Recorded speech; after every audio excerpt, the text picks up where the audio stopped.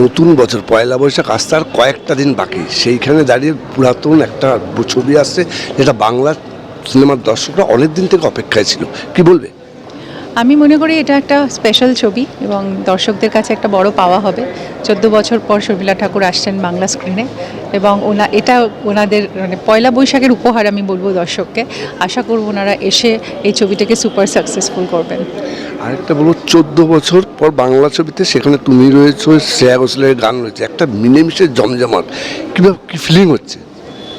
আমি মনে করি 14 বছর পরে একটা দারুণ কম্বিনেশন তৈরি হলো। শর্মিলা ঠাকুর, আমি, শ্রেয়া ঘোষাল, অলকানন্দা দাশগুপ্ত, আমাদের কস্টিউম করেছে শ্রাবণী দাস, মানে বিভিন্ন মহিলাদের অনসম্বল বলবো এবং উমেন এম্পাওয়ারমেন্টও বলা যেতে পারে। তো আশা করব যে এই মহিলা মহলকে দর্শককে দারুণ অ্যাপ্রিসিয়েট করবেন। শর্মিলা ঠাকুরের অভিনয়টা এই প্রথম করলে তুমি স্ক্রিনে, কীরকম লাগছে সেটা? দারুণ। উনি এখনও সেরকমই প্রফেশনাল, সেরকমই ওনার প্রফেশনালিজম, সেরকম ওনার টাইম সেন্স, সেরকমই ওনার মানে অপূর্ব অভিনেত্রী সত্তা। কি বলবে দর্শকদের পয়লা বৈশাখে সিনেমা হলে আসার জন্য? 11ই এপ্রিল আসছে পুরাতন। পয়লা বৈশাখের একদম প্রাক্কালে আসুন, পয়লা বৈশাখে এনজয় করুন, সিনেমা দেখুন আর পুরাতনকে সাকসেস করুন।